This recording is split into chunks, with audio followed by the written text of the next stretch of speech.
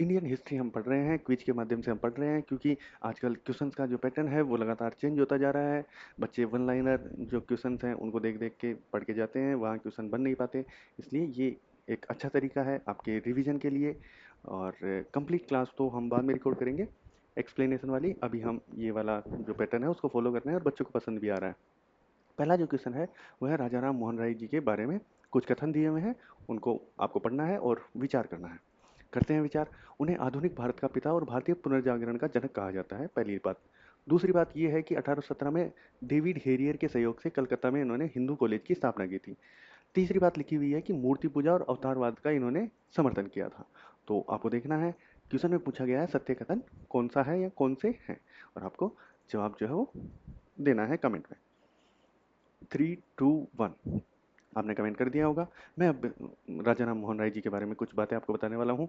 इनको आधुनिक भारत का पिता कहते हैं, भारतीय पुनर्जागरण का जनक भी इन्हीं को कहा जाता है, और अतीत और भविष्य के बीच में सेतु भी इनको कहा जाता है।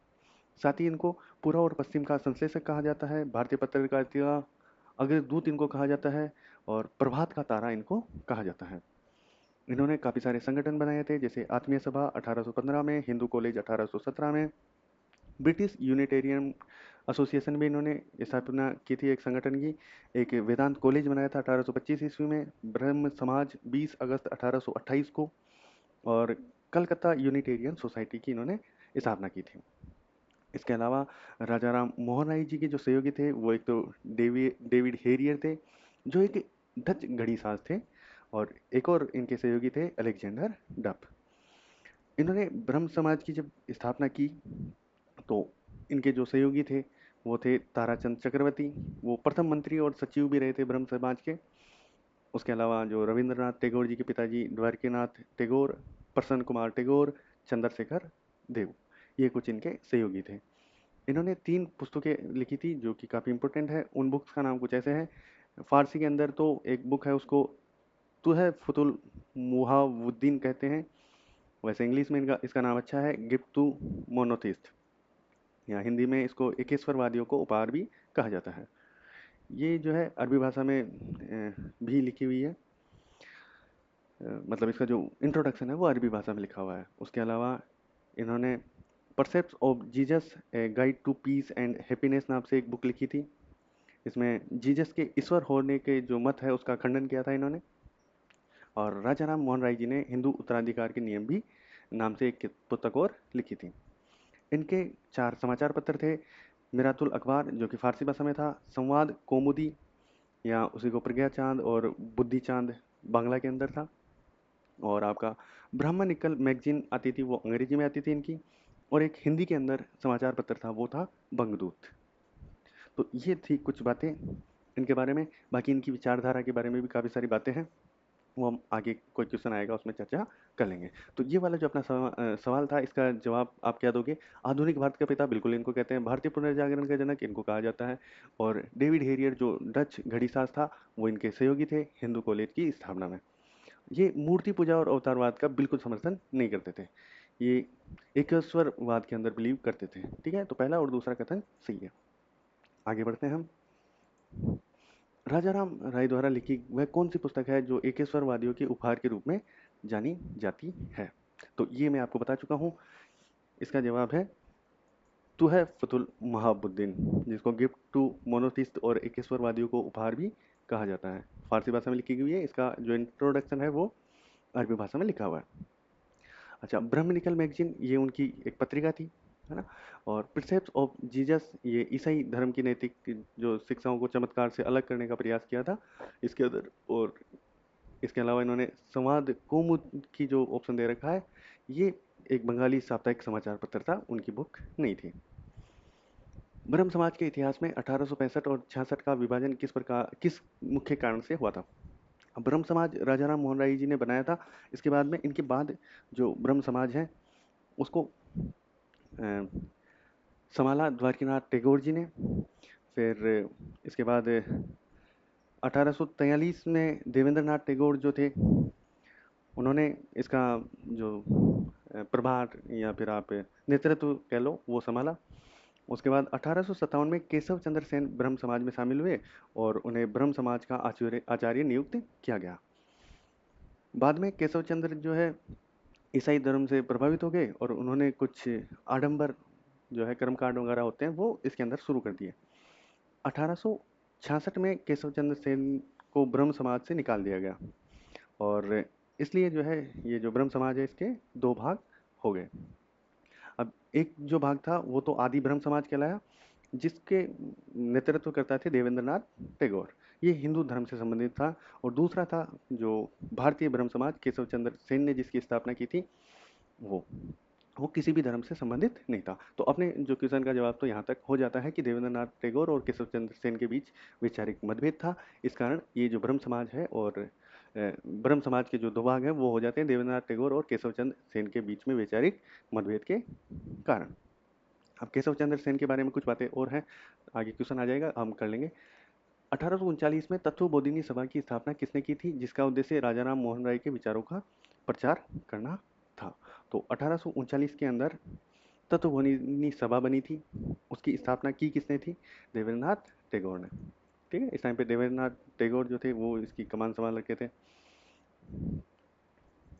इसके बाद केशव चंद्र सेन के प्रयासों से 1872 में नेटिव मैरिज एक्ट ब्रह्म विवाह अधिनियम पारित हुआ। इसमें विवाह की न्यूनतम आयु क्या तय की गई थी? तो आपके पास ये ऑप्शन है, आप जवाब अपना कमेंट कीजिए। लड़कियों के लिए 12 वर्ष और लड़कों के लिए 16 वर्ष, दोनों के लिए 18 वर्ष, या फिर 14 और 18, 10 और 14। 3, 2, 1। तो ये उस टाइम के हिसाब से बहुत सही एज थी। लड़कियों के लिए 14 वर्ष और लड़कों के लिए 18 वर्ष। तो ये जो एक्ट था वो 1872 में नेटिव मैरिज एक्ट, जिसको ब्रह्म विवाह अधिनियम भी कहते हैं, वो पारित हुआ। इसमें 14 वर्ष लड़की और 18 वर्ष जो है लड़के की उम्र थी। अब इसके बाद क्या हुआ कि जो केशव चंद्र सेन थे उन्होंने अपनी जो बेटी थी उनकी उम्र 14 वर्ष से कम थी, लेकिन एक कूच बिहार का राजकुमार था उसके साथ कर दी। तो जो ये इन्होंने जो भारतीय ब्रह्म समाज बनाया था ये भी टूट के दो हिस्सों में बट गया। 1878 ईस्वी में हुआ था ये, और एक साधारण ब्रह्म समाज भी बन गया। जो साधारण ब्रह्म समाज था उसके कार्यकर्ता सुरेंद्रनाथ बनर्जी, आनंद मोहन बोस, द्वारकानाथ गांगुली ये थे। तो ये सारी चीज़ें हो गई। और केशव चंद्र सेन जो थे इन्होंने मैत्री संघ, जिसको संघर्ष सभा भी कहते हैं, उसकी स्थापना की थी। Indian Reform Association, tabernacles of new dispensation मंदिर था वो बनाया था इन्होंने। इनका एक समाचार पत्र भी था, इंडियन मिरर। इसको ये जो इंडियन मिरर था ये भारतीय द्वारा निकाला गया पहला डेली न्यूज़पेपर था, है ना। और ये जो केशव चंद्र सेन थे ये रामकृष्ण परमहंस से प्रभावित थे। ठीक है, तो ये वाला जो क्वेश्चन था इसका जवाब नेटिव मैरिज एक्ट वाला क्या है, 14 वर्ष और लड़कों के लिए 18 वर्ष। आगे है, किस संस्था को दक्षिण भारत का ब्रह्म समाज कहा जाता है? तो कौन सी संस्था को कहा जाता है, कमेंट करो। जो वेद समाज था उसको कहा जाता है। ये धल्लू नायडू द्वारा स्थापित वेद समाज ब्रह्म समाज के सिद्धांतों से प्रेरित था, इसलिए इसे ये उपाधि मिली थी। अच्छा, बाकी तो जो ऑप्शन है वही थोड़े अलग है। जो महादेव गोविंद रानाडे जो है इनके बारे में कौन सा कथन असत्य है? उन्हें महाराष्ट्र का सुकरात कहा जाता है। उन्होंने सत्यशोधक समाज की स्थापना की थी। वे गोपाल कृष्ण गोखले के राजनीतिक गुरु थे। उन्होंने 1857 में नेशनल सोशल कॉन्फ्रेंस की स्थापना की थी। तो इनको महाराष्ट्र का सुकरात कहा जाता है। वो गोपाल कृष्ण गोखले के राजनीतिक गुरु थे। जो गोपाल कृष्ण गोखले थे वो महात्मा गांधी के राजनीतिक गुरु थे। और 1887 में इन्होंने नेशनल सोशल कॉन्फ्रेंस की स्थापना की थी। तो ये सारी बातें तो इनके बारे में सही है। इनको पश्चिम भारत में सांस्कृतिक पुनर्जागरण के अग्रदूत के रूप में भी जाना जाता है। और इनके और अगर संगठन की बात करें तो एक पुणे सार्वजनिक सभा 1857 में, और 1884 में दक्कन एजुकेशन सोसाइटी जो है उसकी स्थापना की थी इन्होंने। उसके अलावा जो दक्कन एजुकेशन सोसाइटी जो थी उसके अंदर इनके साथ गोपाल गणेश आगरकर, बाल गंगाधर तिलक और गोपाल कृष्ण गोखले भी थे। और ये जो आपकी दक्कन एजुकेशन सोसाइटी थी उसका जो उद्देश्य था वो था जाति व्यवस्था, बाल विवाह इसका विरोध करना, स्त्री शिक्षा, विधवा विवाह का समर्थन करना, ये कुछ चीज़ें थी। और इन्होंने एक विधवा पुनर्विवाह संघ भी बनाया था 1867 में। इन्होंने एक पुस्तक लिखी थी जिसका नाम है एक आस्तिक की धर्म में आस्था। तो ये कुछ बातें थी इनके बारे में। और तो क्या ही है।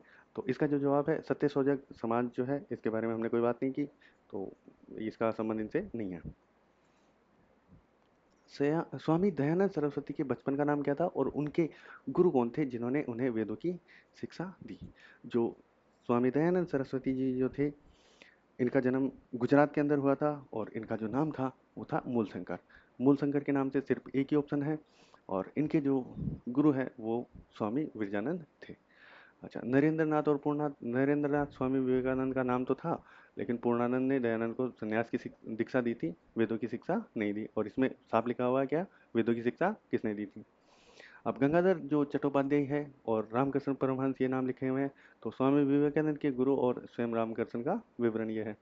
सिद्धांत श्रद्धानंद दयानंद के से थे, गुरु नहीं। ठीक है, तो ये वाली बातें हो गई। इसके अलावा जो जो पूर्वानंद भी इनको बोलते हैं ना, आपके जो विरजानंद है उनको। और दूसरे गुरु जो है, अच्छा दूसरे गुरु थे ये आपके विरजानंद, है ना, जिन्होंने वेदों की शिक्षा दी थी। दयानंद सरस्वती द्वारा रचित सत्यार्थ प्रकाश जो पुस्तक है वो कौन सी भाषा में लिखी गई? दयानंद सरस्वती जी ज़्यादातर जो किताबें लिखते थे वो संस्कृत में लिखते थे, लेकिन इनकी जो ये सत्यार्थ प्रकाश है ये हिंदी के अंदर थी। केशव चंद्र सेन की सलाह पर इन्होंने हिंदी भाषा में ये अपना मुख्य ग्रंथ लिखा था। आर्य समाज के विभाजन के बाद पाश्चात्य शिक्षा के समर्थकों ने किस शिक्षण संस्था की शुरुआत की थी? तो ये अपने जो वर्तमान पाकिस्तान है वहाँ पे डीएवी कॉलेज खोली थी लाला हंसराज और लाला लाजपत राय ने। आधुनिक शिक्षा के साथ वैदिक मूल्यों को जोड़ा और लाहौर के अंदर प्रथम डीएवी कॉलेज खोला था। वेदांत कॉलेज राजा राम मोहन राय से बहुत पहले की बात है।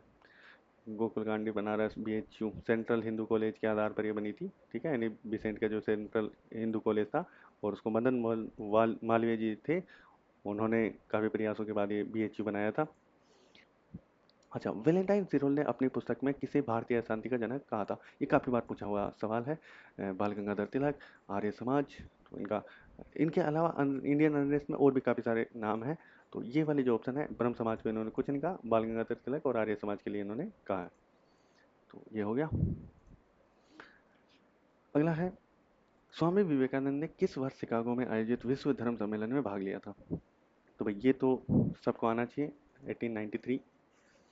इसके बाद अपना सुभाष चंद्र बोस ने भारतीय राष्ट्रीय आंदोलन का आध्यात्मिक पिता किसको कहा है? बताइए आप। इसका जवाब है स्वामी विवेकानंद। चलो विवेकानंद के बारे में कुछ और बातें कर लेते हैं। इन्होंने आर्य समाज की स्थापना की थी 1875 के अंदर, 1875 में, और बॉम्बे के अंदर। फिर 1877 में इन्होंने लाहौर के अंदर आर्य समाज की स्थापना की और 1878 में दिल्ली के अंदर की। इनकी पुस्तकें हैं सत्यार्थ प्रकाश हिंदी के अंदर, और अद्वैत मत का खंडन, ऋग्वेद भाष्य, ये किताबें लिखी थी। अच्छा, जो अपना सत्यार्थ प्रकाश है ये केशव चंद्र जी ने बताया था कि भाई हिंदी में लिखिए आप, और ये उदयपुर में लिखा गया था सत्यार्थ प्रकाश ग्रंथ, और अजमेर से ये प्रकाशित किया गया था। अगर राजस्थानी हिस्ट्री पढ़ते हो तो आप और ये चीज़ें पढ़ते हो, है ना। तो ये बातें हो गई, आगे बढ़ते हैं। इन्हीं बिसेंट द्वारा स्थापित वह कौन सा संस्थान था जो बाद में मदन मोहन मालवीय के प्रयासों से बीएचयू बना? ये मैं आपको बता चुका हूँ, सेंट्रल हिंदू कॉलेज। 19वीं सदी के यंग बंगाल आंदोलन के प्रवर्तक हेनरी विवियन डेरोजियो को उनके अनुयायी किस रूप में याद करते हैं? तो इनको सभ्यता के अग्रदूत और हमारी जाति का पिता, ऐसा सुरेंद्र नाथ बनर्जी ने कहा है। ठीक है। ज्योतिबा फुले द्वारा लिखित प्रसिद्ध पुस्तक गुलामगिरी का मुख्य विषय क्या था? अब देखो, इन्होंने अंग्रेजी शासन के विरुद्ध भी बातें की, जाति प्रथा, ब्राह्मणवादी वर्चस्व की आलोचना भी की, किसानों की आर्थिक बदहाली पे भी बात की, विधवाओं को पढ़ाना, वो सारी चीज़ें भी इन्होंने की। लेकिन जो ये गुलामगिरी जो थी वो जाति प्रथा और ब्राह्मणवादी जो विचारधारा है उसके खिलाफ लिखी गई थी। तो ये हो गया, दलित और पिछड़ों के शोषण के विरुद्ध आवाज उठाने के लिए ग्रंथ की रचना की गई थी। पढ़ना बहुत ही शानदार ग्रंथ है, काफ़ी ज़्यादा एक्सप्लेनेशन है, मैंने पढ़ा था, बहुत अच्छा लगा था। गोपाल हरि देशमुख को लोकहितवादी क्यों कहा जाता है? आपके ऑप्शन है, क्योंकि उन्होंने लोकहित नामक सभा का संगठन बनाया था। बिल्कुल नहीं भाई। क्योंकि वे ब्रिटिश सरकार के लोकायुक्त के पद पर थे। बिल्कुल नहीं। क्योंकि उन्होंने लोक कल्याण के लिए अपना पूरा धन दान कर दिया था। ऐसा भी नहीं हुआ था, क्योंकि प्रभाकर पत्रिका में इसी नाम से लेख लिखते थे। तो प्रभाकर पत्रिका थी, उसमें गोपाल हरि देशमुख जो अपना नाम लिखते थे वो लिखते थे लोकहितवादी। ये सही आंसर है इसका। ईश्वर चंद्र विद्यासागर के अथक प्रयासों से किस वर्ष विधवा विवाह पुनर्विवाह अधिनियम धारा 15 जो है वो पारित हुआ? तो ये कैनिन के समय 1856 के अंदर हुआ था। 1891 का जो सम्मति आयु अधिनियम है, एज ऑफ कंसेंट एक्ट, जिसने लड़कियों के विवाह की न्यूनतम आयु 12 वर्ष तय की थी, ये किसके प्रयास से लाया गया था? 12 वर्ष एज ऑफ कंसेंट उस टाइम के हिसाब से हो सकता है सही हो, लेकिन कितना गलत था ये। तो इसका मेरे ख्याल से आप सबको आंसर आता होगा। ऑप्शन है हरविलास शारदा, बहराम जी मालाबारी, ईश्वर चंद्र विद्यासागर, राजा राम मोहन राय। तो आप कमेंट कीजिए। बहुत से लोगों ने इसका जो जवाब है वो हरविलास शारदा दिया होगा, लेकिन बहराम जी मालाबारी थे इसका सही जवाब। ये पारसी समाज सुधारक थे। अच्छा, ढोंडो केशव कर्वे का भारतीय समाज सुधार में सबसे बड़ा योगदान क्या माना जाता है? तो बताइए, डीके का सबसे बड़ा जो समाज सुधार में योगदान है वो क्या है? अस्पृश्यता निवारण के हरिजन संघ बनाना, ये तो गांधी जी ने बनाया था। वेदों की ओर लौटो, किसने कहा था? इसके बारे में आपको कमेंट करना पड़ेगा भाई, वेदों की ओर लौटो किसका ये था? सशस्त्र क्रांतिकारी गतिविधियों का संचालन, नहीं भाई, जो समाज सुधारक है वो क्रांतिकारी नहीं होते। प्रथम भारतीय महिला विश्वविद्यालय की स्थापना डीके जी ने की थी। तो ये दयानंद सरस्वती, आपके कमेंट्स आए होंगे। ये मैंने जानबूझ के नहीं बताया था, क्योंकि यहाँ पे ये आने वाला था और मुझे पूछना भी था ताकि आप कमेंट करो। 1929 में शारदा अधिनियम पारित होने के समय भारत के गवर्नर जनरल कौन थे? 1929 के अंदर जब शारदा अधिनियम पारित हुआ था तो गवर्नर जनरल कौन थे? आपके पास ऑप्शन है Lord Dalhousie, Lord Curzon, Lord William Bentinck और लॉर्ड इरविन। लॉर्ड इरविन जो थे वो इस टाइम पे आपके गवर्नर जनरल थे, और हरविलास शारदा के प्रयासों से बाल विवाह निरोधक कानून जो था वो पास हुआ था। अगला है, कुछ युग्म है उन पे विचार करना है। ऐसे क्वेश्चन खूब देखने को मिलते हैं। आत्मीय सभा 1815, प्रार्थना सभा 1867, आर्य समाज 1875, रामकृष्ण मिशन 1897। तो इनमें से कौन कितने युग में सही सुमेलित है? पहले तो आपसे ये पूछा जाता था कि कौन कौन से सही है, अब आजकल आपसे पूछा जाता है कि कितने सही है। तो ये वाला अगर आपको पूरी तरह से आता है तो ही आप कर सकते हो, कोई चांस आप इसमें ले नहीं सकते हो, नहीं तो आपके -1/4 हो जाएगा। तो इसका क्या जवाब होगा? इसका मैंने जो है सारे ही सही कथन लिए हैं। आत्मीय सभा की स्थापना 1815 में, प्रार्थना सभा की 1867 में, आर्य समाज की 1875 में, रामकृष्ण मिशन जो है उसकी 1897 में हुई थी। ठीक है। मदन मोहन मालवीय ने एनी बेसेंट के किस समझौते का 1916 में लखनऊ अधिवेशन में कड़ा विरोध किया था? तो देखो, 1916 के अंदर कांग्रेस और मुस्लिम लीग के बीच में समझौता हो गया था, जो इसको लखनऊ पैक्ट के नाम से आप जानते हो। तो उसका मदन मोहन मालवीय जी ने बहुत ज़्यादा विरोध किया था। सत्येंद्र नाथ टैगोर के बारे में कौन सा तथ्य सुधार आंदोलनों के कालखंड में महत्वपूर्ण है? तो वे जो है पहले आईसीएस अधिकारी बने थे।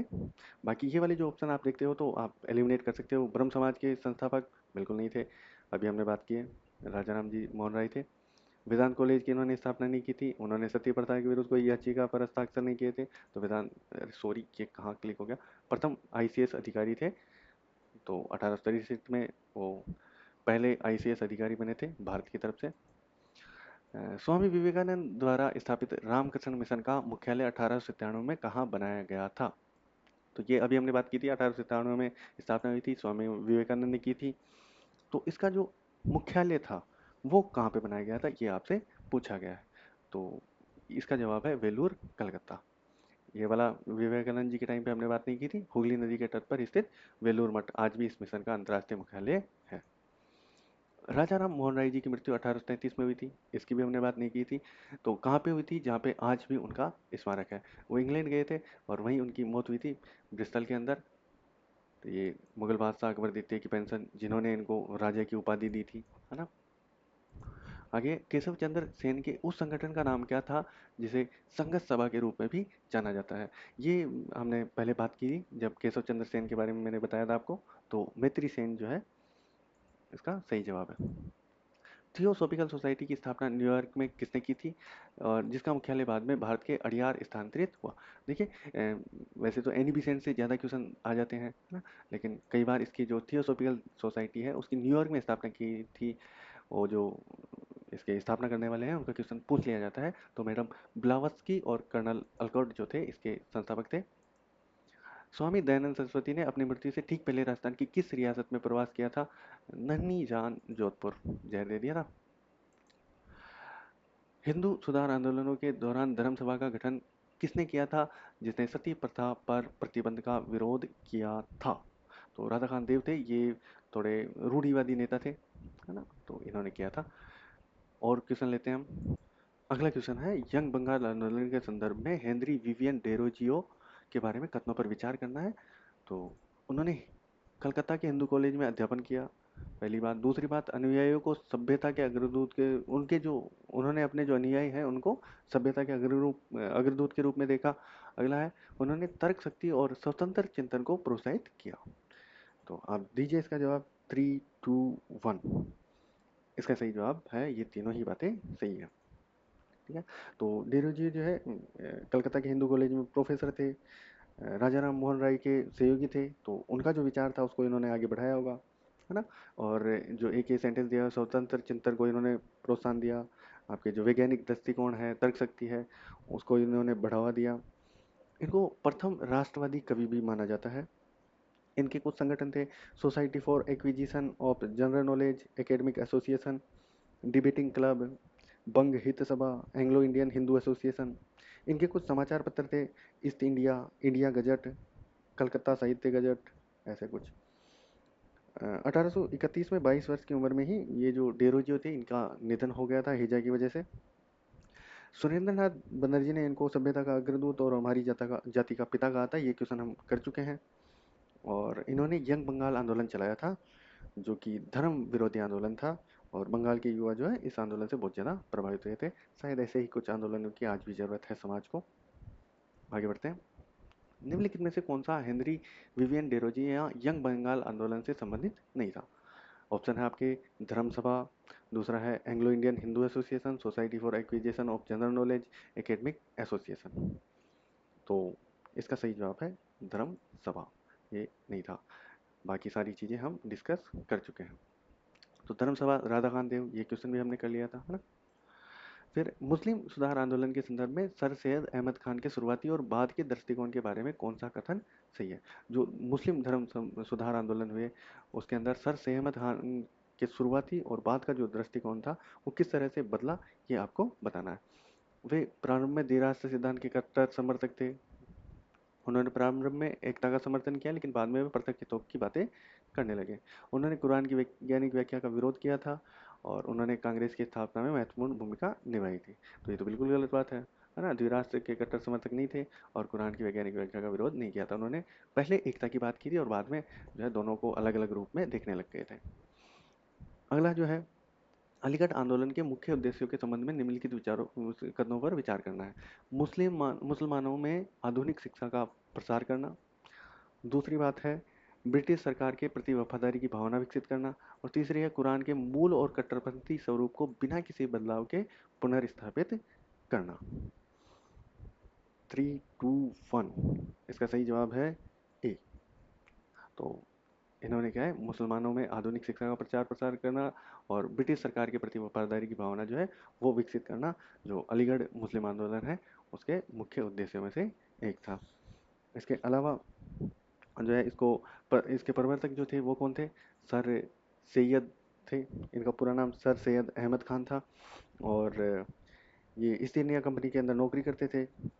और 1857 की क्रांति के समय इन्होंने अंग्रेजों का साथ दिया था, कुरान की वैज्ञानिक व्याख्या की थी, बाइबल पर इसने टीका लिखी थी, और इन्होंने पीरी और मुरीदी प्रथा का विरोध किया था। मुसलमानों में कोई प्रथा थी उसका इन्होंने विरोध किया था।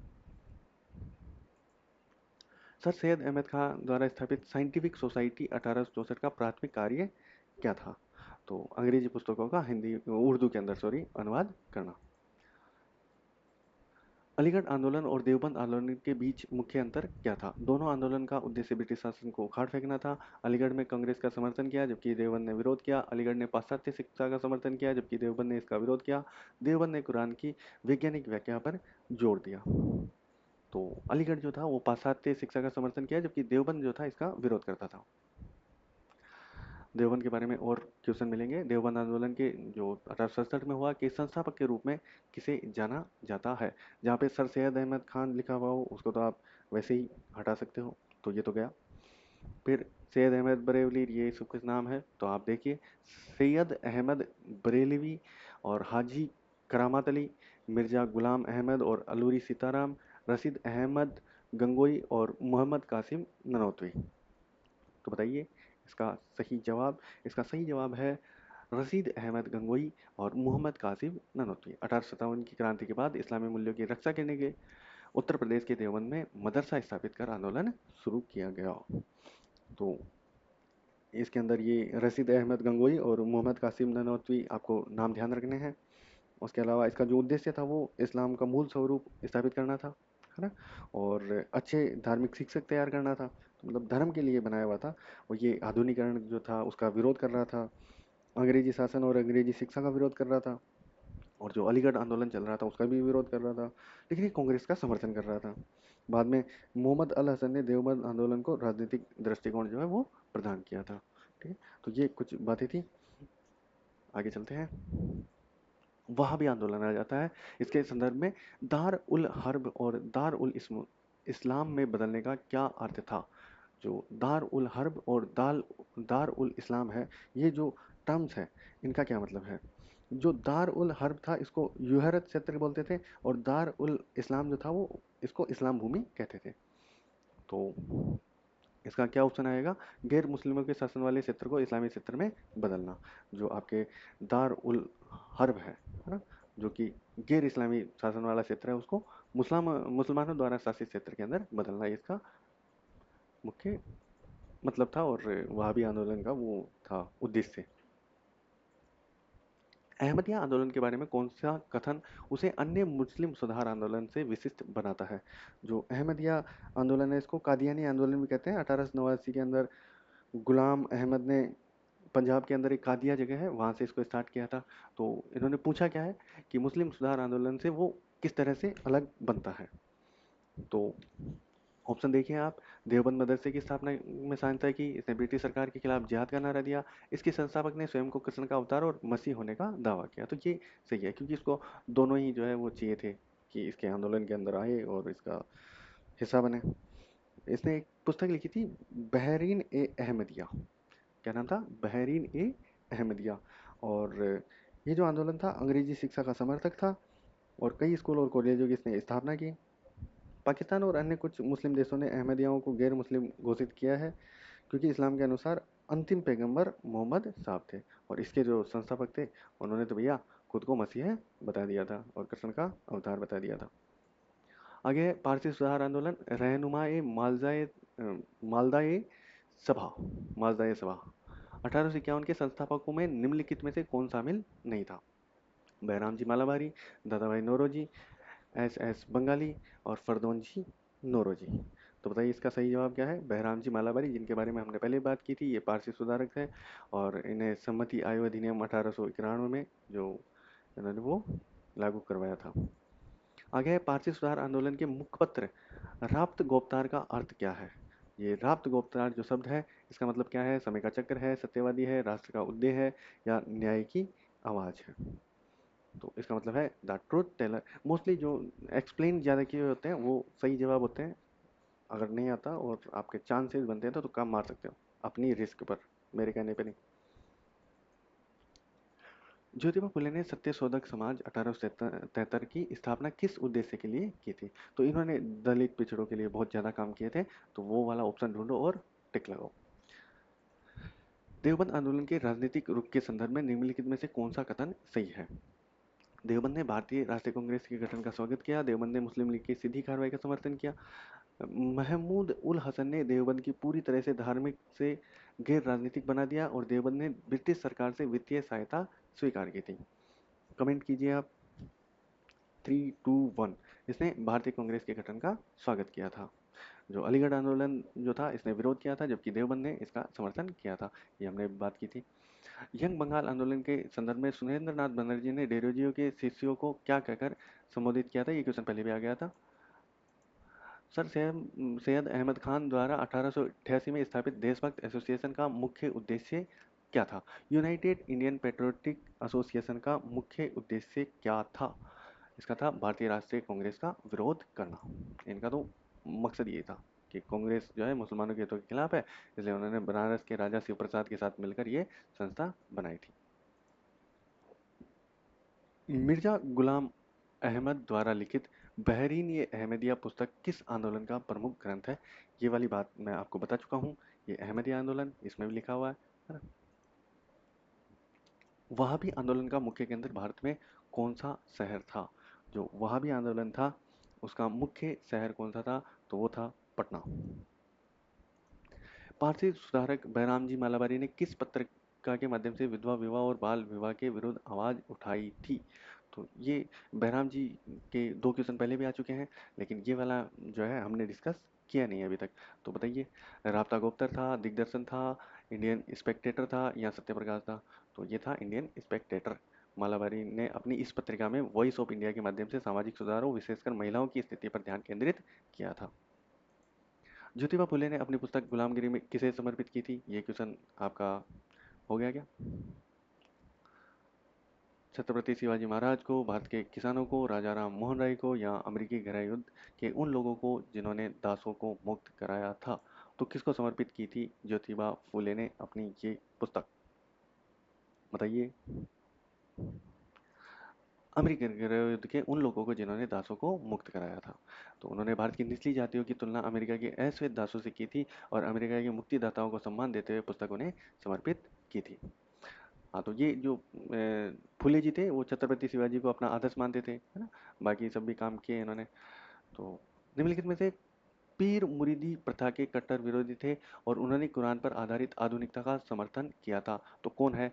सैयद अहमद बरेलवी, सर सैयद अहमद खान और रशीद अहमद गंगोई, मिर्जा गुलाम अहमद। तो सर सैयद अहमद खान।